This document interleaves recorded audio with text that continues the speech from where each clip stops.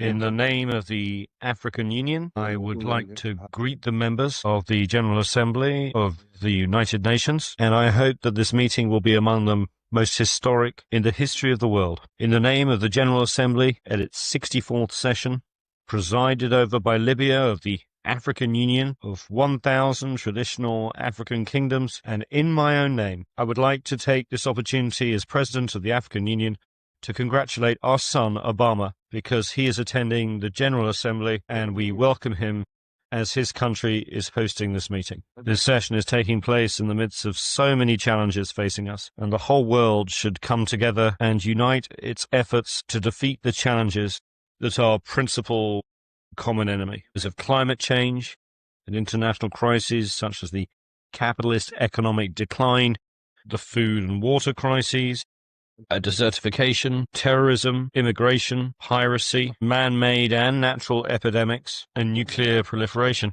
Perhaps influenza H1N1 was a virus created in a laboratory that got out of control, originally being meant as a military weapon.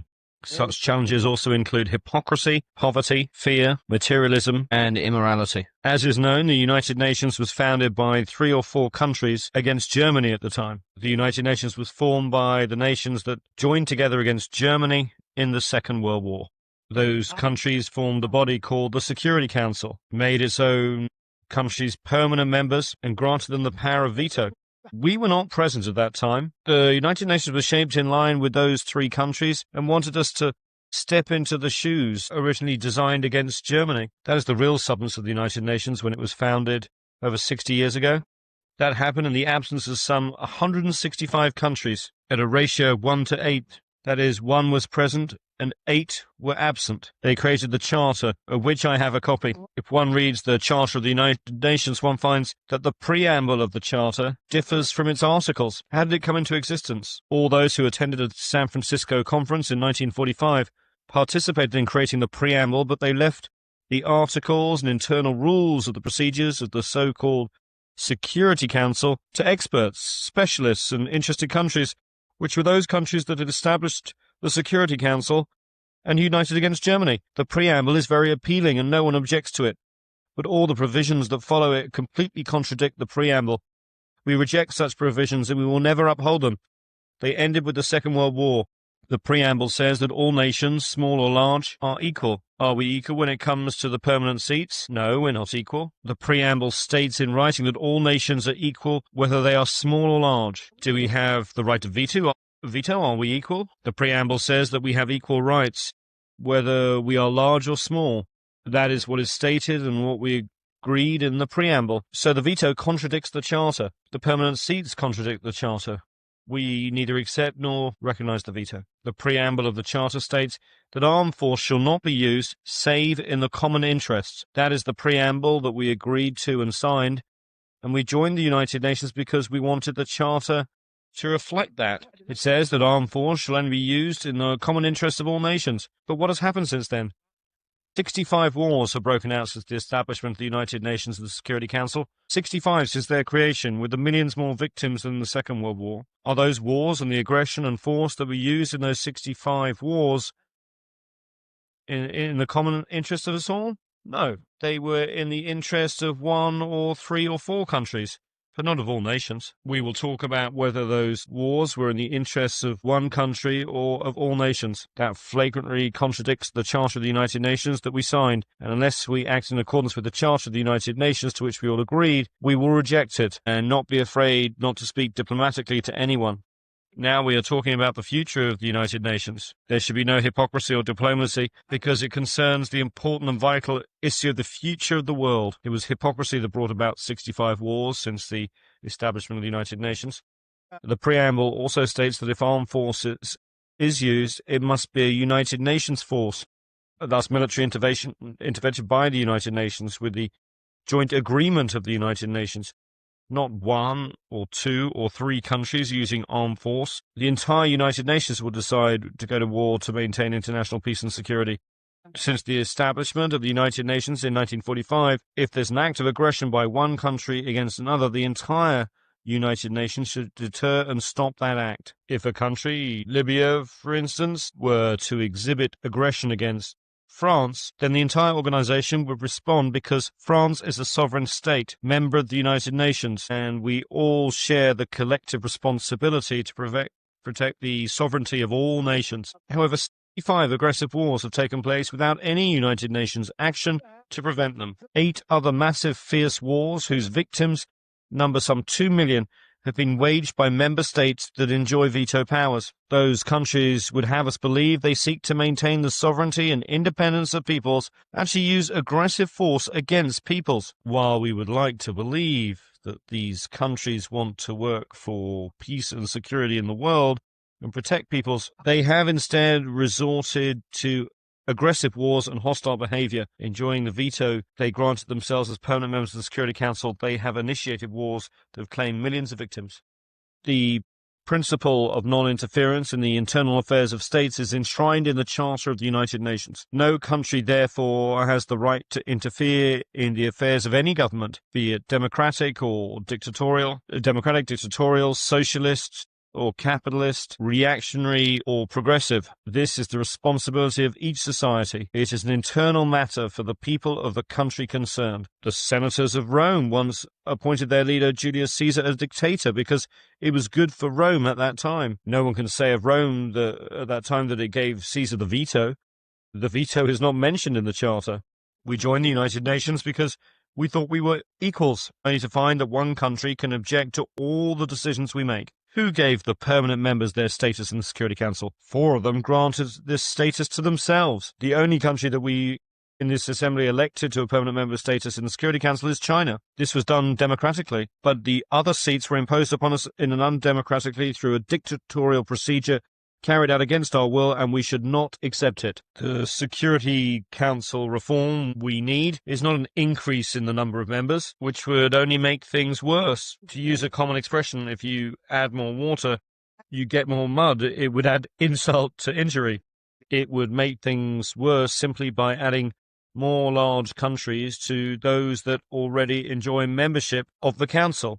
It would merely perpetuate the proliferation of superpowers. We therefore reject the addition of any more permanent seats. The solution is not to have more permanent seats, which would be very dangerous.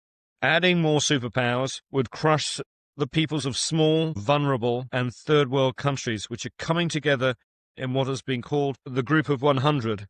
Small countries banding together in a forum that one member has called the Forum of Small States. These countries would be crushed by superpowers, were additional large countries to be granted membership in the Security Council. This door must be closed. We reject it strongly and categorically. Adding more seats to the Security Council would increase poverty, injustice, and tension at the world level, as well as great competition between certain countries, such as Italy, Germany, Indonesia, India, Pakistan, the Philippines, Japan, Brazil, Nigeria, Argentina, Algeria, Libya, Egypt, the Democratic Republic of the Congo, South Africa, Tanzania, Turkey, Iran, Ukraine, and Greece. All these countries would seek a seat on the Security Council, making its membership almost as large as that of the General Assembly and resulting in an impractical competition. What solution can there be? The solution is for the General Assembly to adopt a binding resolution under the leadership of Mr. Trekkie based on the majority will of the Assembly members and taking into account the consideration of no other body. The solution is to close Security Council memberships to the admission of further states. This item is on the agenda of the General Assembly during the present session presided over by Mr. Trekkie. Membership through unions and the transference of mandates should supersede other proposals. We should focus on the achievement of democracy based on the equality of member states. There should be equality among member states and the powers and mandates of the Security Council, and it should be transferred to the General Assembly. Membership should be for unions, not for states. Increasing the number of member states would give the right to all countries to a seat in accordance with the spirit of the preamble of the Charter. No country could deny a seat to the Council to Italy, for instance, if a seat was given to Germany. For the sake of argument, Italy might say that Germany was an aggressive country and was defeated in the Second World War. If we gave India a seat, Pakistan would say that it too is a nuclear country and deserves a seat.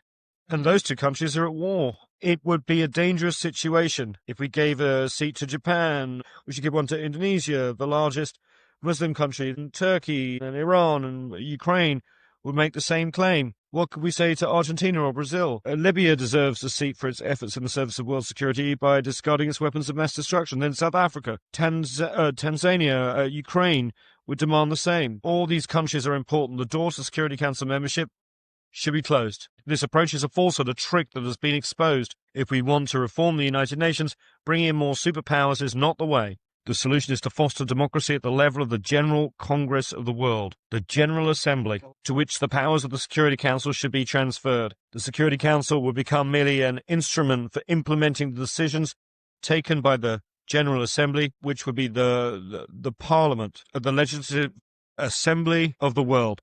This assembly is our democratic forum, and the Security Council should be responsible before it. We should not accept the current situation. These are the legislators of the members of the United Nations, and their resolutions should be binding. It is said that the General Assembly should do whatever the Security Council recommends. On the contrary, the Security Council should do whatever the General Assembly decides. This is the United Nations, the assembly that includes 192 countries. It is not the Security Council, which includes only 15 of the member states. How can we be happy about global peace and security if the whole world is controlled by only 5 countries? We are 192 nations and countries, and we are like Speaker's Corner in London's Hyde Park. We just speak, and nobody implements our decisions. We're a mere decoration without any real substance. We are Speaker's Corner, no more. No less. We just make speeches and then disappear. This is who you are right now. Once the Security Council becomes only an executive body for resolutions adopted by the General Assembly, there will be no competition for membership of the Council. Once the Security Council becomes a tool to implement General Assembly resolutions, there will be no need for any competition. The Security Council should quite simply represent all nations in accordance with the proposals submitted to the General Assembly. There would be permanent seats on the Security Council for all unions and groups of countries. The 27 countries of the European Union should have a permanent seat on the Security Council. The countries of the African Union should have a permanent seat on the Security Council. The Latin American and ASEAN countries should have permanent seats. The Russian Federation and the United States of America are already permanent members of the Security Council. The Southern African Development Community, SADC, once it's fully established, should have a permanent seat. The 22 countries of the Arab League should have a permanent seat. The 57 countries of the Islamic Conference should have a permanent seat. The 118 countries of the non-aligned movement should have a permanent seat. Then there is perhaps the small countries should also have a permanent seat. Countries not included in the unions that I have mentioned could perhaps be assigned a permanent seat, should be occupied by them in rotation every 6 or 12 months.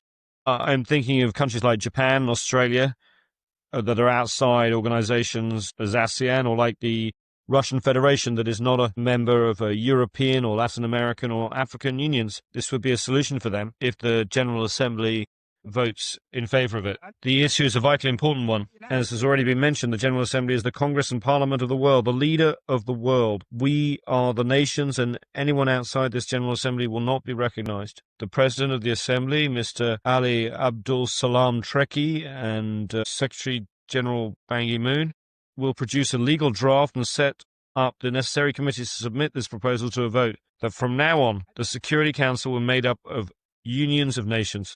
In this way, we will have justice and democracy, and we will no longer have a Security Council consisting of countries which have been chosen because they have nuclear weapons, large economies, or advanced technology. That is terrorism. We cannot allow the Security Council to be run by superpowers. That is terrorism in itself. If we want a world that is united, safe, and peaceful, this is what we should do.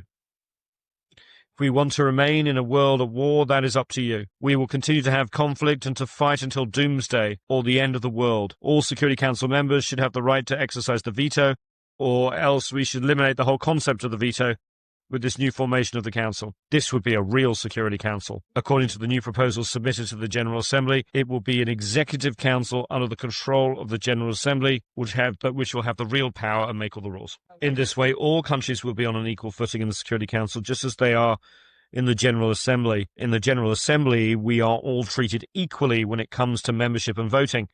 It should be the same in the Security Council. Currently, one country has a veto, another country does not have a veto. One country has a permanent seat, another country does not have a permanent seat. We should not accept this, nor should we accept any resolution adopted by the Security Council in its current composition. We are under trusteeship. We were colonized, and now we were independent. We are here today to decide the future of the world in a democratic way. that will maintain the peace and security of all nations, large and small, as equals. Otherwise, it is terrorism, for terrorism is not just Al-Qaeda, but can also take other forms.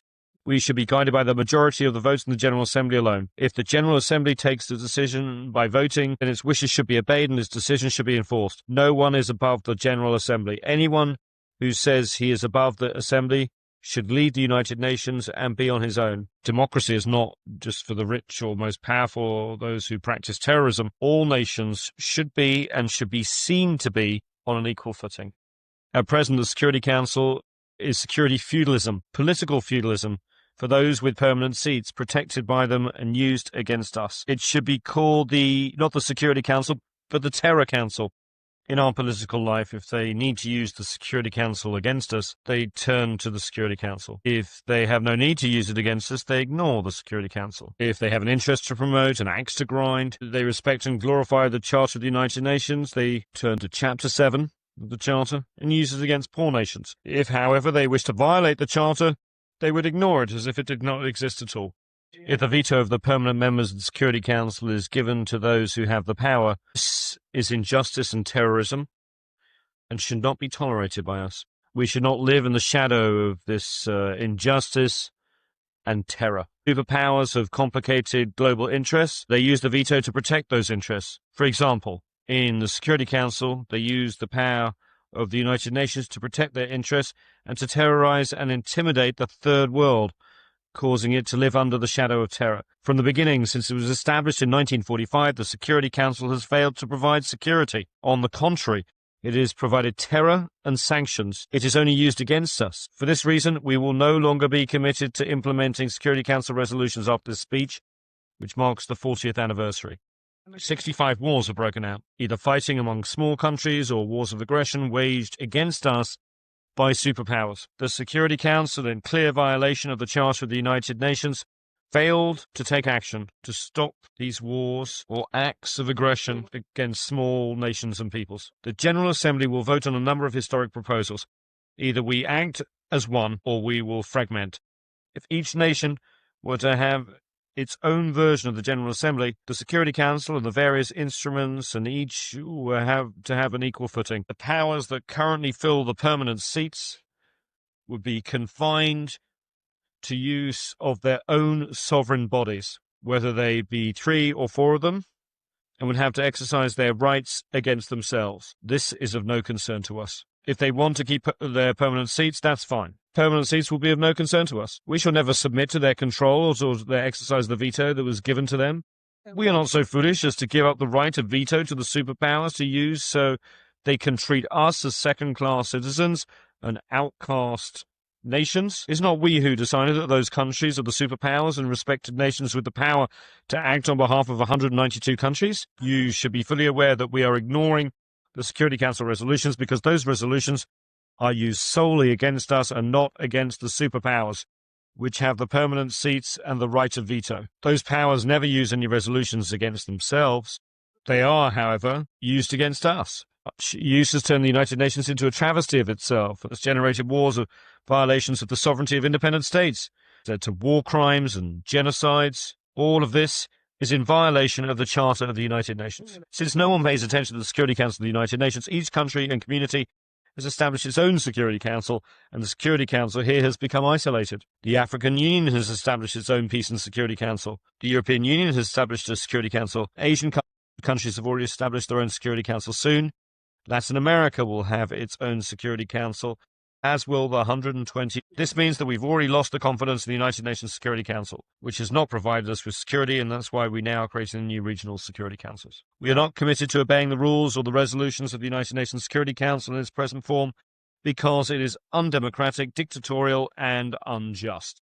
No one can force us to join the Security Council or to obey or comply with the resolutions or orders given by the Security Council in its present composition. Furthermore, there is no respect for the United Nations and no regard for the General Assembly, which is actually the true United Nations, but whose resolutions are non-binding. The decisions of the International Court of Justice, the international judicial body, take aim only at small countries and third world nations. Powerful countries escape the notice of the court, or, if judicial decisions are taken against these powerful countries, they are not enforced.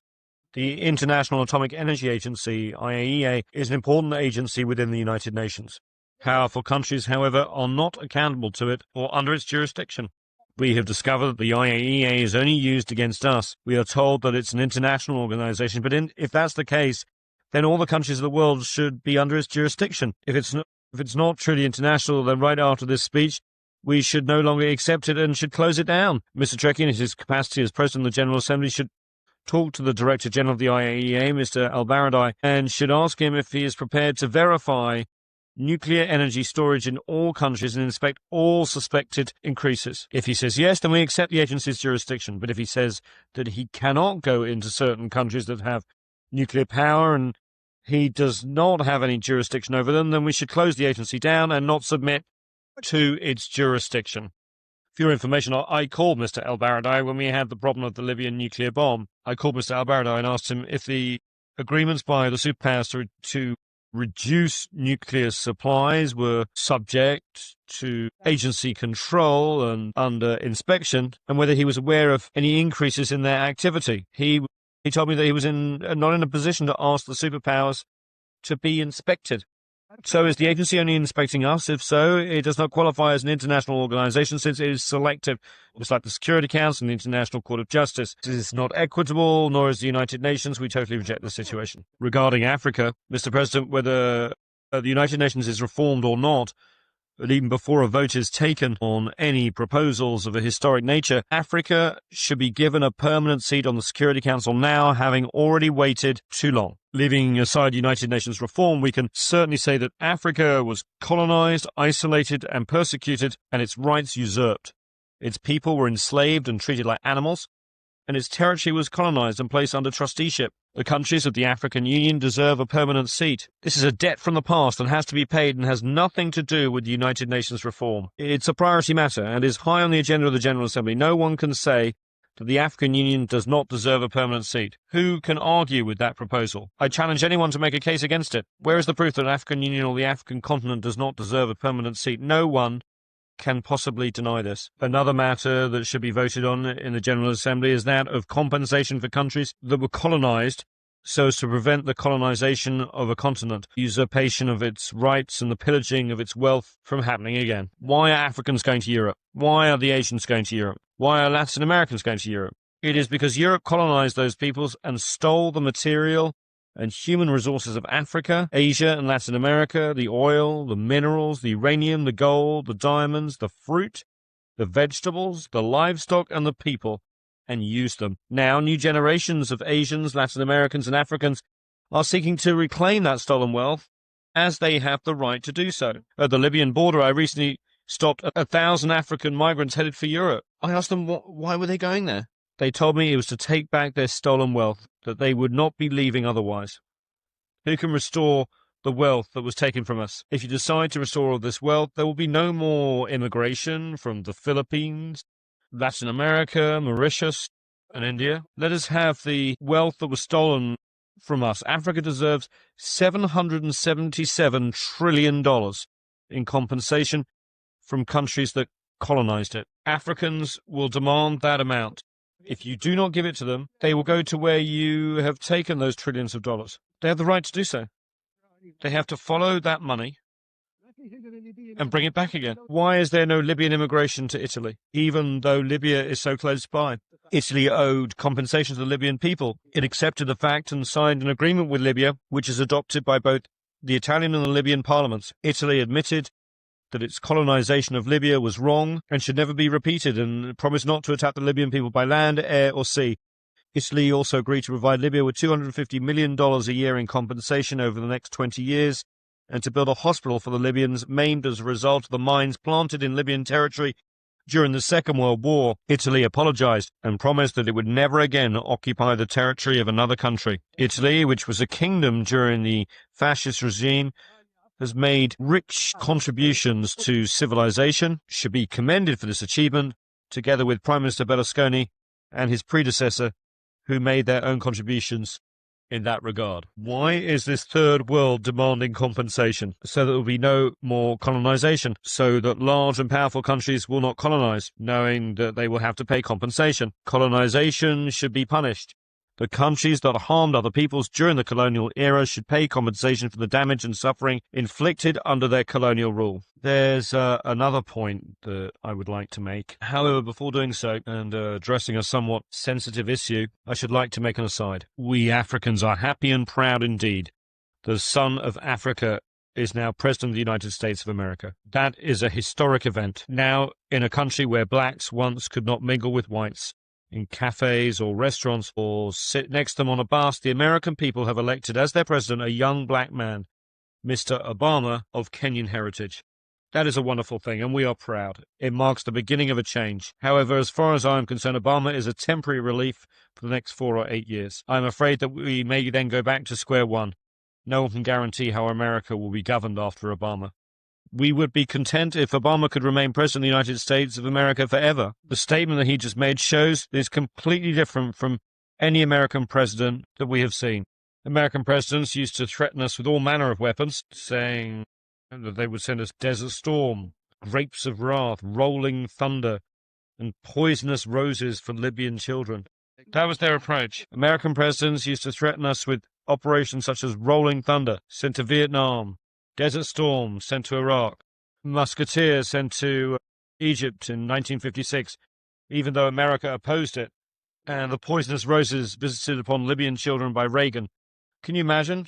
One would have thought that presidents of a large country with a permanent seat on the Security Council and the right of veto would have protected us and sent us peace. And what did we get instead? Laser-guided bombs carried to us on F-1. This was their approach. We will lead the world, whether you like it or not, and we will punish anyone who opposes us.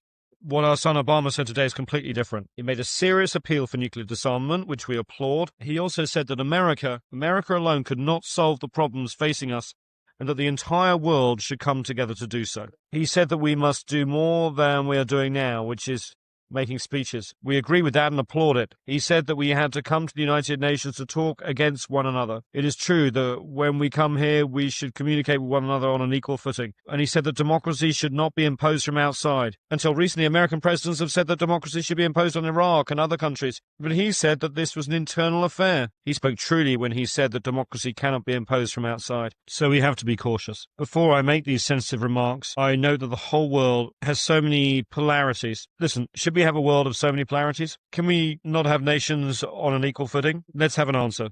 Does anyone have an answer as to whether it's better to have a world of so many polarities? Why can we not have equal standing? Should we have patriarchs? Should we have popes? Should we have gods? Why should we have a world of so many polarities? We reject such a world and call for a world where big and small are equal. The other sensitive point is the headquarters of the United Nations. Can I have your attention, please? All of you came across the Atlantic Ocean, the Pacific Ocean, crossing the Asian continent or the African continent to reach this place. Why? Is this Jerusalem? Is this the Vatican? Is this Mecca? All of you are tired. You have jet lag and have sleepless nights.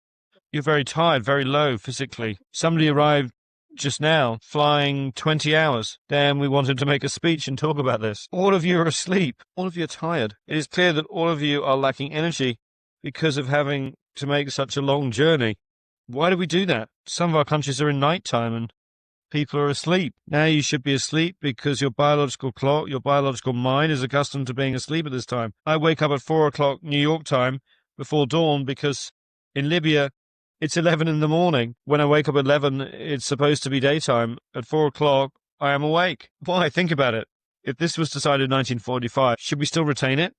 Why can we not think about a place that's in the middle, that is comfortable? Another important point is that America, the host country, bears the expenses and looks after the headquarters and diplomatic missions and looks after the peace and security of the heads of state who come here. They are very strict. They spend a lot of money. New York and all of America being very tight. I want to relieve America of this hardship. We should thank America. We should say to America, thank you for all the trouble that you've taken on yourself. We say thank you, America. We want to help reassure America and New York and keep them calm. They should not have the responsibility of looking after security. Perhaps someday a terrorist could cause an explosion or Obama president. This place is targeted by Al-Qaeda, this very building. Why was it not hit on September 11th?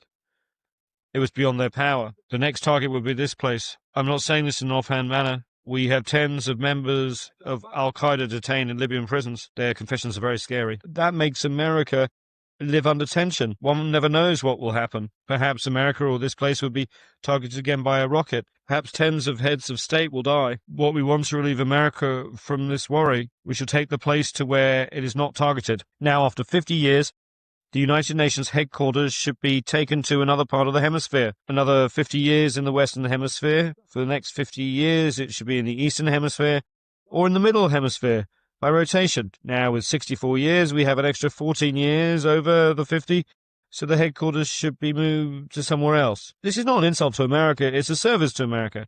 We should thank America. This was possible in 1945. And we should not accept it now, of course. This should be put on the vote of the General Assembly. Only in the General Assembly, because in Section 23 of the Headquarters Agreement, it says that the United Nations headquarters can be moved to another location only by a resolution of the General Assembly. If 51% of the Assembly approves relocation of headquarters, then it can be moved. America has the right to make its security tight because it's targeted by terrorists and by Al-Qaeda. America has the right to take all security measures. We're not blaming America for that. However, we do not tolerate these measures. We do not come to New York and be subjected to all these measures. One president told me that he was told that his co-pilot could not come to America because there were restrictions. He asked, how could he cross the Atlantic without a co-pilot? Why? He does not have to come here. Another president complained that his honor guard could not come because there was some misunderstanding regarding his name when it came to granting a visa. Another president said his own doctor could not get a visa and could not come to America. The security measures are very strict. If a country has any problems with America, they will set up restrictions on the movement of member delegations as if one is in Guantanamo. Is this a member state of the United Nations, or is it a prisoner in the Guantanamo camp that cannot be allowed free movement? This is what is submitted to the General Assembly for a vote, moving the headquarters. If 51% agree, then we come to the second vote, to the middle of the globe or the eastern part. If we say we move the headquarters to the middle of the hemisphere, why don't we move it to Sirte or Vienna? One can come even without a visa. Once you come as president, Libya is a secure country. We are not going to restrict you to 100 or 500 meters. Libya has no hostile actions against anybody, and I think the same holds true. If the vote says we should move headquarters to the eastern part, then it will be Delhi or Beijing, the capital of China or the capital of India. That's logical, my brothers. I do not think there will be any objection to that. And you will thank me for this proposal, for eliminating the suffering and trouble of flying 14, 15, or 20 hours to come here. No one can blame America or say that America will reduce its contributions to the United Nations. No one should have that bad a thought.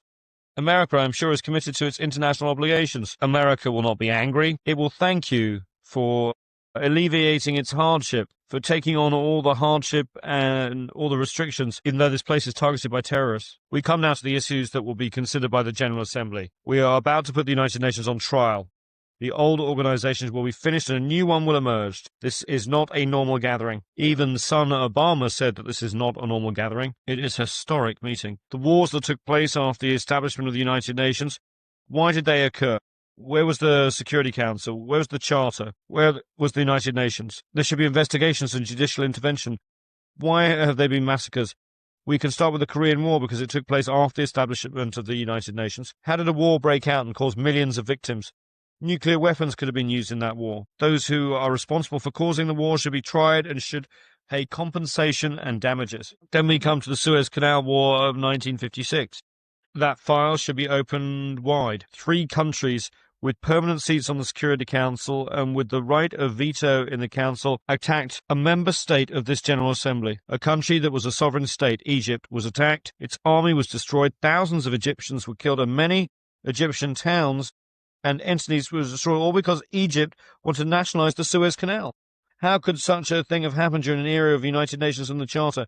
How is it possible to guarantee that such a thing will not be repeated unless we make amends for past wrongs? Those were dangerous events, and the Suez Canal and Korean War files should be reopened. Next, we come to the Vietnam War. There were 3 million victims of that war. During 12 days, more bombs were dropped than during 4 years of the Second World War. It was a fiercer war, and it took place after the establishment of the United Nations and after we had decided that there would be no more wars. The future of humankind is at stake. We cannot stay silent. How can we feel safe? How can we be complacent? This is the future of the world, and we who are in the General Assembly of the United Nations must make sure that wars are not repeated in the future. Then Panama was attacked. Even though it was an independent member state of the General Assembly, 4,000 people were killed, and the president of that country was taken prisoner and put in prison.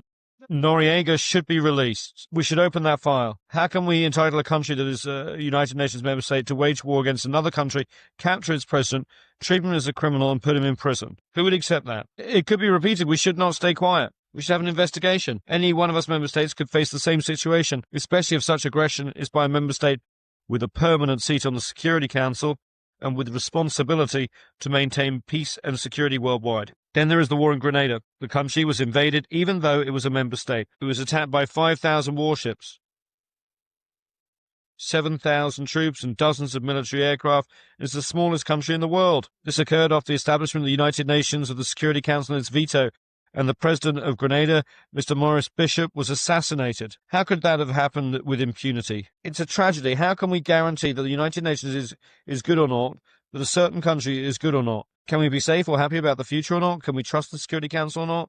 Can we trust the United Nations or not? We must look into and investigate the bombing of Somalia. Somalia is a United Nations member state. It's an independent country under the rule of IDID. We want an investigation. Why did that happen? Who allowed it to happen? Who gave the green light for that country to be attacked? Then there's former Yugoslavia. No country was as peaceful as Yugoslavia, constructed step by step and piece by piece after being destroyed by Hitler. We destroyed it, as if we were doing the same job as Hitler. Tito built that peaceful country step by step, brick by brick, and then we arrived and broke it apart from imperialistic and personal interests. How can we be complacent about that? Why can we not be satisfied if a peaceful country like Yugoslavia faced such a tragedy? The General Assembly should have an investigation and should decide who should be tried before the International Criminal Court. Then we have war in Iraq, the mother of all evils. The United Nations should investigate that. The General Assembly, presided over by Mr. Trekkie, should investigate that. The invasion of Iraq was a violation of the United Nations Charter. It was done without any justification by the superpowers with permanent seats on the Security Council. Iraq is an independent country and a member state of the General Assembly. How could those countries attack Iraq? As provided for in the Charter, the United Nations should have intervened and stopped the attack. We spoke in the General Assembly and urged it to use the Charter to stop that attack. We were against the invasion of Kuwait, and the Arab countries fought Iraq alongside foreign countries in name of the United Nations Charter. In the first instance, the Charter was respected. The second time, when we wanted to use the Charter to stop the war in Iraq, no one used it, and that document was ignored. Why did that occur? Mr. Trekkie and the General Assembly should investigate to determine whether there was any reason at all to invade Iraq, because the reasons for that attack remain mysterious and ambiguous, and we might face the same destiny. Why was Iraq invaded? The invasion itself was a serious violation of the United Nations Charter, and it was wrong. There was also a total massacre or genocide. More than 1.5 million Iraqis were killed. We want to bring the Iraqi file before the International Criminal Court, and we want those who committed mass murder against the Iraqi people to be tried. It's not easy for Charles Taylor to be tried, or Bashir to be tried, or for Noriega to be tried. It's all easy for them. But what about those who have committed mass murder against the Iraqis? They cannot be tried. They cannot go before the ICC. If the court is unable to accommodate us, then we should not accept it. Either it is meant for all of us, large or small, or we should not accept it and should reject it. Anyone who commits a war crime can be tried. But we are not livestock or animals like those that are slaughtered for the Eid. We have the right to live, and we are ready to fight to defend ourselves. We have the right to live in dignity. Under the sun and on earth, they have already tested us, and we have withstood the test. There are other things as well. What is it that Iraqi prisoners of war can be sentenced to death? When Iraq was invaded and the president of Iraq was taken, he was a prisoner of war. He should not have been tried. He should not have been hanged. When the war was over, he should have been released. We want to know why a prisoner of war should have been tried. Who sentenced the president of Iraq to death? Is there an answer to that question? We know the identity of a judge who tried him, and those who tied the noose around the president's neck on the day of sacrifice and hanged him. Those people wore masks. How could this have happened in a civilized world? They were prisoners of war of civilized country under international law. How could government ministers and a head of state be sentenced to death and hanged? Were those who tried them lawyers or members of a judicial system? Do you know what people are saying? They are saying that the faces behind the masks were those of the President of the United States and the Prime Minister of the United Kingdom, and it was they who put the President of Iraq to death. Why did the executioners not unmask their faces? Why do we not know their ranks? Why do we not know whether they were officers, judges, soldiers, or doctors? How does it come to the President, the state member of the United Nations, was sentenced to death and killed? We do not know the identity of the executioners. The United Nations is duty-bound to answer these questions. Who carried out the death sentence? They must have legal status and official responsibilities. We should know their identities, and we should know about the presence of a physician and the nature of all the legal proceedings. That would be true for an ordinary citizen, let alone for the president of a state member of the United Nations who was put to death in this manner. My third point on Iraq relates to Abu Ghraib. This was a disgrace to humankind. I know the United States authorities will investigate the scandal, but the United Nations must not ignore it either. The General Assembly should investigate this matter. Prisoners of war held in Abu Ghraib prison were tortured. Dogs were set on them. Men were raped. This is the unprecedented in the history of war. It was sodomy, and it was an unprecedented sin, never before committed by past aggressors or invaders.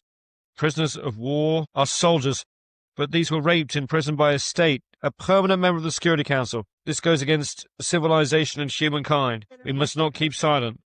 We must know the facts. Even today, 250,000 of Iraqi prisoners, men and women alike, remain in Abu Ghraib. They are being maltreated, persecuted, and raped. There must be an investigation. Turning to the war in Afghanistan, this too must be investigated. Why are we against the Taliban? Why are we against Afghanistan? Who are the Taliban? If the Taliban want a religious state, that's fine.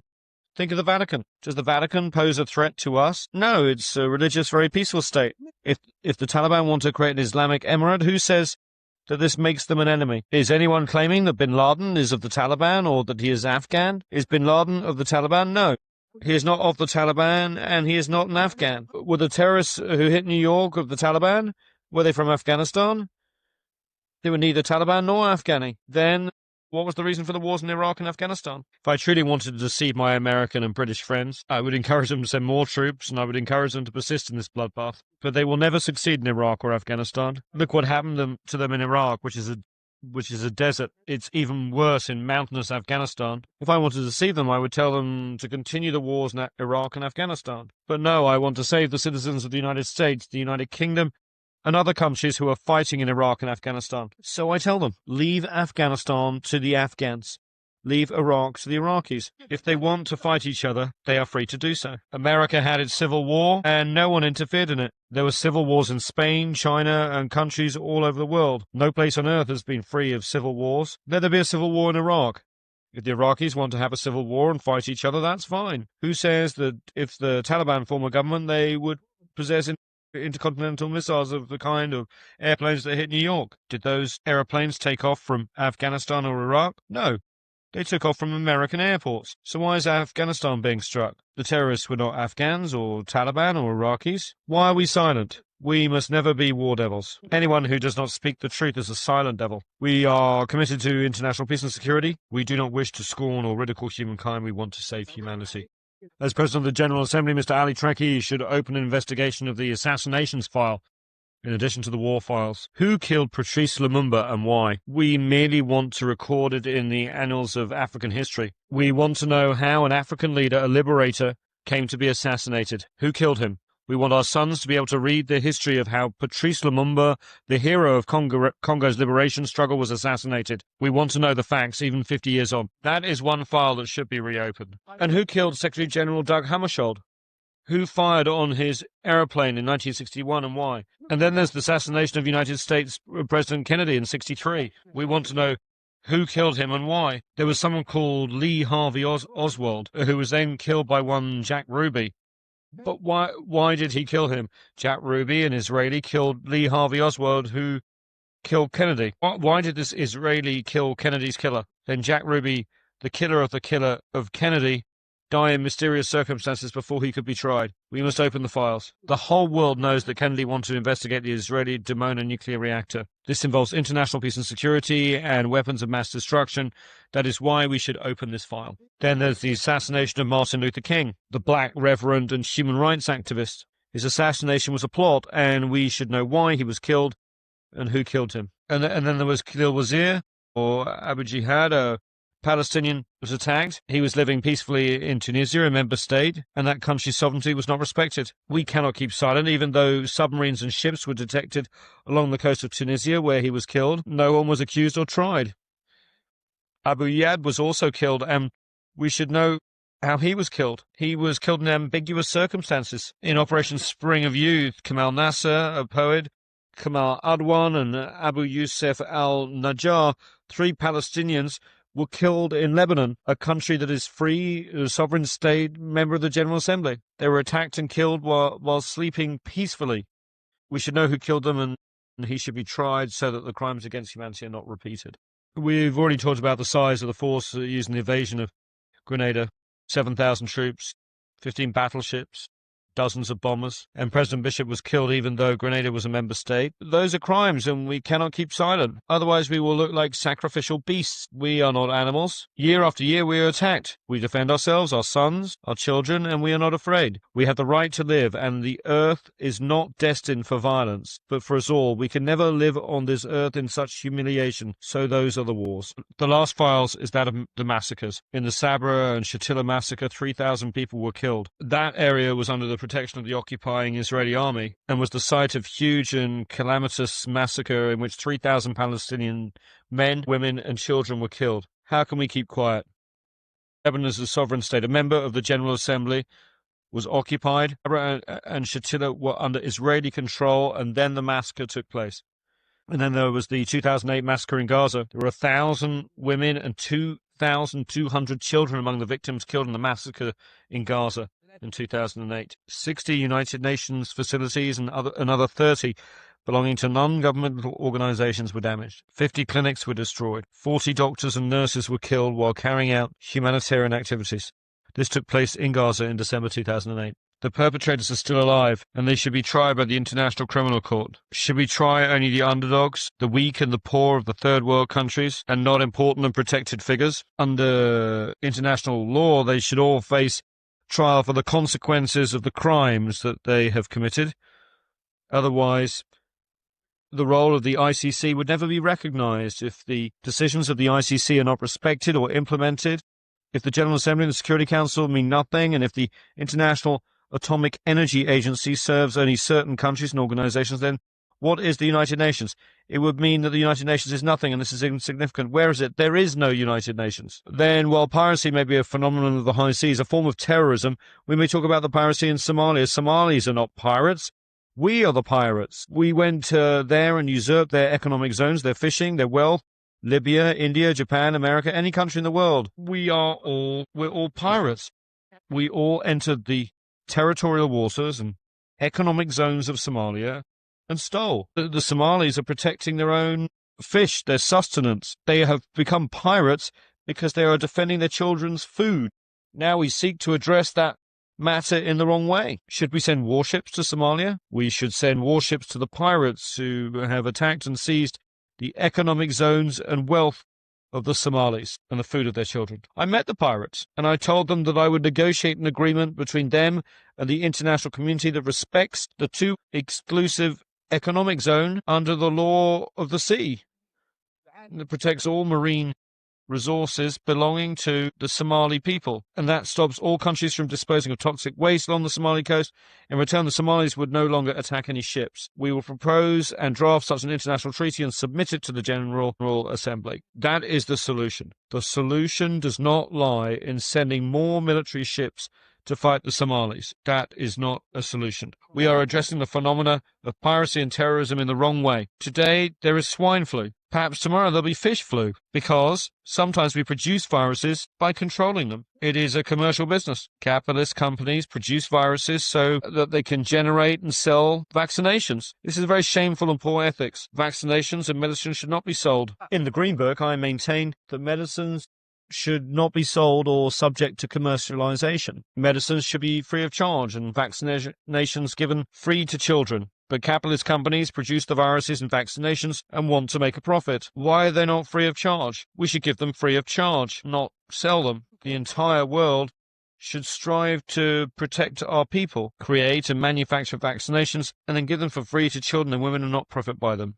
All those items are on the agenda of the General Assembly, which has to exercise that duty. The Ottawa Convention on Landmines forbids the production of landmines. That is wrong. Landmines are defensive weapons. If I place them along the border of my country and someone wants to invade me, they may be killed. That's all right, because they're invading me. The convention should be reconsidered. I'm not taking that defensive weapon to another country. The enemy is coming to me, and on the Al-Gaddafi website, I call for that treaty to be modified or annulled. This treaty should be modified or annulled. I want to use anti-personnel mines to defend my home against invasion. Eliminate weapons of mass destruction, not landmines, which are defensive weapons. With regard to the Palestinian situation, the two-state solution is impossible. It is not practical. Currently, these two states completely overlap. Partition is doomed to failure. These two states are not neighbors. They are co-extensive in terms of both population and geography. A buffer zone cannot be created between the two states because there are 500,000 Israeli settlers in the West Bank and 1 million Arab Palestinians in the territory known as Israel. The solution, therefore, is a democratic state without religious fanaticism or ethnicity. The generation of Sharon and Arafat is over. We need a new generation in which everyone can live in peace. Look at the Palestinian and Israeli youth. They both want peace and democracy, and they want to live under one state. This conflict poisons the world. The White Book actually has the solution. I hold it here. The solution is retained. Arabs should have no hostility or animosity towards Israel. We are cousins of the same race. We want to live in peace. The refugees should go back. You are the ones who brought the Holocaust upon the Jews. You, not we, are the ones who burned them. We gave them refuge. We gave them safe haven during the Roman era and the Arab reign in Andalusia and during the rule of Hitler. You are the ones who poisoned them. You are the ones who annihilated them. We provided them with protection. You expelled them. Let us see the truth. We are not hostile. We are not enemies of the Jews. And one day the Jews will need the Arabs. At that point, Arabs will be the ones to give them protection, to save them. And we hope, as we have done in the past. Look at what everybody else did to the Jews. Hitler is an example. You're the ones who hate the Jews, not us. In brief, Kashmir should be an independent state, neither Indian nor Pakistani. We must end that conflict. Kashmir should be a buffer state between India and Pakistan. With regard to Darfur, I truly hope that the assistance provided by the international organizations can be used for development projects, for agriculture, for industry, and for irrigation. You are the ones who made it a crisis. You put it on the altar. You wanted to sacrifice Darfur so you could interfere in its eternal affairs. You've turned the Hariri problem into a United Nations problem. You are selling Hariri's corpse. You just want to settle scores with Syria. Lebanon is an independent state. It has law courts, a judiciary, and police. At this stage, it is no longer the perpetrators that are being sought. The real wish is to settle scores with Syria, not ensure justice for Hariri. The cases of Khalil al-Wazir, Lumumba, Kennedy, and Hammarskjöld should also have been turned over to the United Nations if the Hariri case merits such attention. The General Assembly is now under the presidency of Libya. This is our right. Libya hopes that you will assist in making the transition from a world fraught with crises and tension in a world which humanity, peace and tolerance prevail. I will personally follow up on this issue with the General Assembly and President Trekkie and the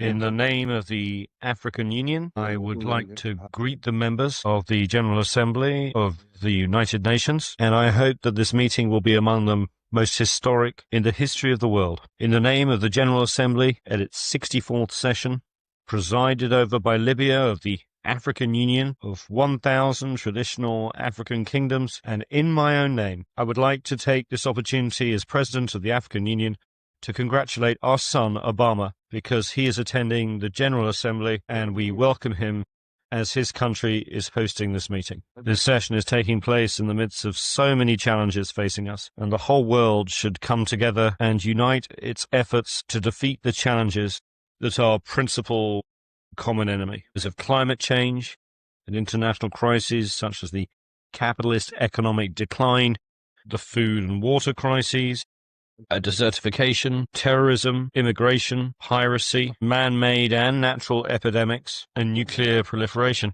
Perhaps influenza H1N1 was a virus created in a laboratory that got out of control, originally being meant as a military weapon. Such challenges also include hypocrisy, poverty, fear, materialism, and immorality. As is known, the United Nations was founded by 3 or 4 countries against Germany at the time. The United Nations was formed by the nations that joined together against Germany in the Second World War. Those countries formed a body called the Security Council, made its own countries permanent members, and granted them the power of veto. We were not present at that time. The United Nations was shaped in line with those 3 countries and wanted us to step into the shoes originally designed against Germany. That is the real substance of the United Nations when it was founded over 60 years ago.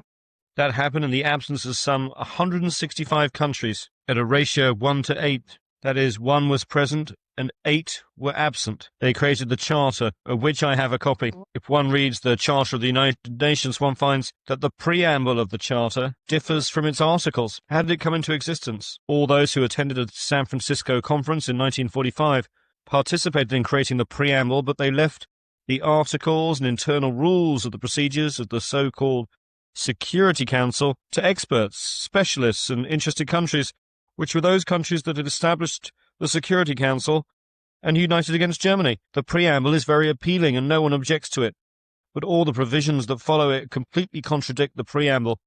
We reject such provisions and we will never uphold them. They ended with the Second World War. The preamble says that all nations, small or large, are equal. Are we equal when it comes to the permanent seats? No, we're not equal. The preamble states in writing that all nations are equal, whether they are small or large. Do we have the right to veto?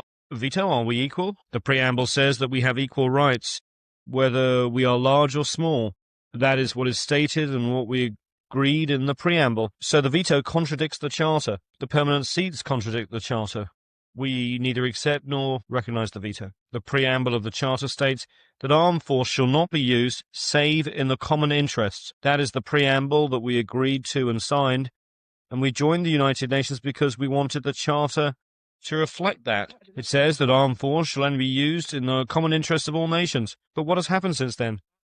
65 wars have broken out since the establishment of the United Nations and the Security Council. 65 since their creation, with the millions more victims than the Second World War. Are those wars and the aggression and force that were used in those 65 wars in the common interest of us all? No, they were in the interest of 1 or 3 or 4 countries, but not of all nations. We will talk about whether those wars were in the interests of one country or of all nations. That flagrantly contradicts the Charter of the United Nations that we signed, and unless we act in accordance with the Charter of the United Nations to which we all agreed, we will reject it and not be afraid not to speak diplomatically to anyone. Now we are talking about the future of the United Nations. There should be no hypocrisy or diplomacy because it concerns the important and vital issue of the future of the world. It was hypocrisy that brought about 65 wars since the establishment of the United Nations. The preamble also states that if armed forces is used, it must be a United Nations force, thus military intervention by the United Nations with the joint agreement of the United Nations. Not 1 or 2 or 3 countries using armed force. The entire United Nations will decide to go to war to maintain international peace and security. Since the establishment of the United Nations in 1945, if there's an act of aggression by one country against another, the entire United Nations should deter and stop that act. If a country, Libya for instance, were to exhibit aggression against France, then the entire organization would respond because France is a sovereign state, member of the United Nations, and we all share the collective responsibility to protect the sovereignty of all nations. However, 65 aggressive wars have taken place without any United Nations action to prevent them. 8 other massive, fierce wars whose victims number some 2 million have been waged by member states that enjoy veto powers. Those countries would have us believe they seek to maintain the sovereignty and independence of peoples, actually use aggressive force against peoples. While we would like to believe that these countries want to work for peace and security in the world and protect peoples, they have instead resorted to aggressive wars and hostile behavior. Enjoying the veto they granted themselves as permanent members of the Security Council, they have initiated wars that have claimed millions of victims. The principle of non-interference in the internal affairs of states is enshrined in the Charter of the United Nations. No country, therefore, has the right to interfere in the affairs of any government, be it democratic, dictatorial, socialist, or capitalist, reactionary, or progressive. This is the responsibility of each society. It is an internal matter for the people of the country concerned. The senators of Rome once appointed their leader Julius Caesar as dictator because it was good for Rome at that time. No one can say of Rome at that time that it gave Caesar the veto. The veto is not mentioned in the Charter. We joined the United Nations because we thought we were equals, only to find that one country can object to all the decisions we make. Who gave the permanent members their status in the Security Council? 4 of them granted this status to themselves. The only country that we in this assembly elected to a permanent member status in the Security Council is China. This was done democratically, but the other seats were imposed upon us in an undemocratically through a dictatorial procedure carried out against our will, and we should not accept it. The Security Council reform we need is not an increase in the number of members, which would only make things worse. To use a common expression, if you add more water, you get more mud. It would add insult to injury. It would make things worse simply